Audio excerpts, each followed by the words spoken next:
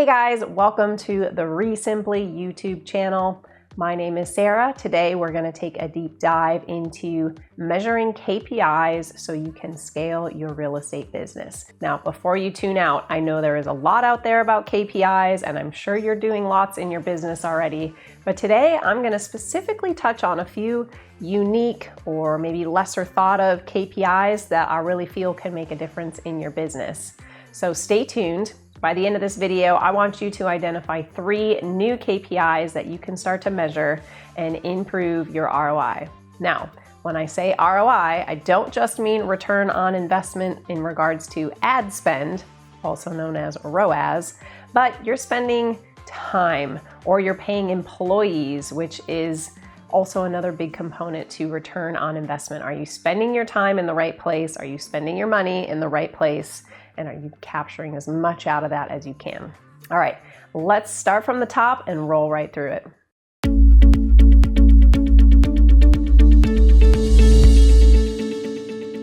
Okay, a couple that are specific in the marketing space is cost per lead, cost per contract, leads per deal, leads per contract, renegotiation metrics, success rate. Do you know those things? What about caller KPIs, dials? These types of things are now being tracked in Simply, and I think it's really huge to know what time of day most of your leads are coming in and what time of day you have your best contact rate with talking to sellers.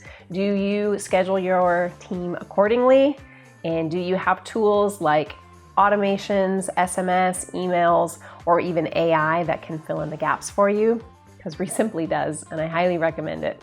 This is key, speed to lead. When you get a lead that comes in, how quickly are you touching it before somebody else is? You need to know those things. Let's talk about seller lead types and KPIs regarding that. You can use a tagging system where you can not only in your marketing identify leads, maybe probate, pre-foreclosure, divorce, non-owner occupant, out-of-state landlords, etc.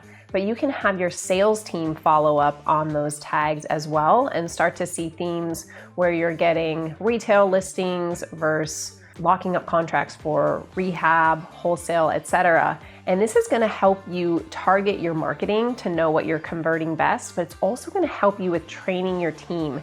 You may see some weaknesses in your team, maybe for example, probate, because they don't really understand the process, or foreclosure, and so they're not communicating the urgency or the help that the seller needs, and those deals just aren't getting across the finish line as much as some other lead types might be. So I think this is a really unique but really beneficial KPI that you could start looking into for your team. Additional calling KPIs that you could be tracking is your dials per contact rate and your dials per contract. This will help you have metrics and KPIs and expectations for your team on how many dials should be achieved on a daily and weekly basis to reach your goals. Now, I always encourage to keep in mind when making changes based on KPIs and especially based on marketing channels that you give something 3 months to really play out before you pull the plug. If you start a new direct mail campaign or PPL campaign and you don't immediately get results in the first month, sometimes people freak out because the money's going out the door. But obviously sometimes it's not as quick of a return as we would like, but you really should learn each campaign what the conversion cycle is for cash out the door versus coming back in, and then adjust accordingly. Because some campaigns will have a longer cash conversion cycle and it will allow you to plan accordingly. Now, another thing we do in our business is if we decide something's not performing where we want it to be and we pull the plug, we will actually revisit it in 6 months to 12 months and try again, because trends are always changing with sellers and restarting a new campaign might work this time. You know, direct mail was dead for a really long time and now it's like the hot thing. So keep that in mind. If you're making changes, don't flush something forever. Circle it back and see what effect it has the next time. If you are rehabbing and doing fix and flips, do you have KPIs that you're tracking how you're on time and how you're on budget? Do you have KPIs tracking your projections versus your actual repair costs, profits, list price versus sold price, hold time, all of these things are going to be really helpful for you to identify in your underwriting. So you're not losing time or losing money on the front end by just not seeing things correctly. Maybe there's a misunderstanding between what costs actually are, or maybe you haven't updated your repair estimate sheet in a few years and costs have gone up, and so every project you're over budget, and really that could be caught in underwriting. But if you're not tracking it, you're not going to know it. So take a look at some of these rehab KPI metrics.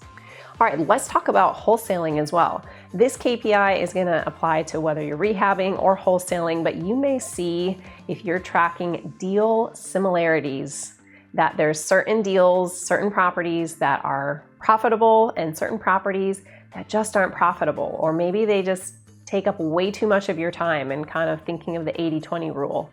So can you identify properties based on zip code, type, house type, style, age? I've known someone's business that when they looked back over all their wholesaling, they just found no one wants to buy houses before 1940, right? So they cut all their marketing to exclude those leads because they didn't even want to talk to those sellers because they just weren't getting the traction with their buyers that they wanted.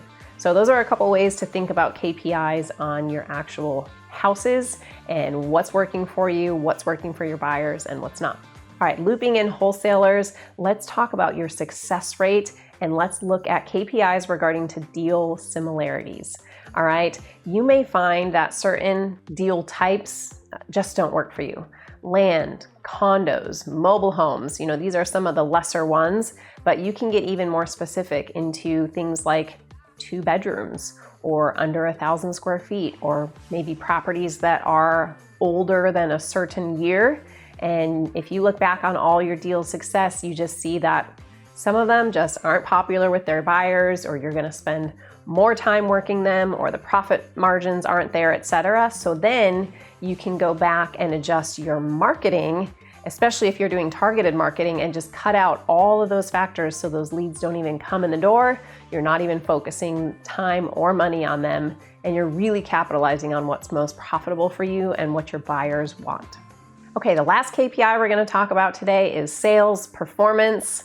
Hopefully you're already tracking some things in this space, but what we really focus on is how many appointments to offers we make, how many offers per contract, and how many contracts become deals. This is obviously important in holding your team accountable to certain KPIs and metrics. This is huge for forecasting for your business and making sure that you're going to meet your goals before the deadline is here, right? We want to go into the month knowing what you're looking for, and halfway through the month know that you're on track, and halfway through the quarter know that you're on track for the end of the quarter, etc. And these are the metrics that will get you there. But not only in forecasting and projections, but also when it comes to training. By knowing how your leads are flowing through this specific pipeline, you can really start to dive in and diagnose certain weaknesses in your team, or trends or themes that might be the reason things are falling through the crack, right? Are you low on contracts even though you had a lot of appointments? Something is wrong. There's a gap, right? And if you can diagnose it between the offer call to the contract call, or maybe it's in the appointment to the offer, paying attention to these types of KPIs will really help you with coaching and training your team, and again, improving your overall ROI for your business. Guys, I hope that you found this video helpful. Make a comment below with what your favorite metrics are that were a game changer in your business. And also, if you have questions and want to take a deeper dive into one of these KPIs from this video, leave a comment below as well, and we'll follow up. Thanks for tuning in. We'll see you soon.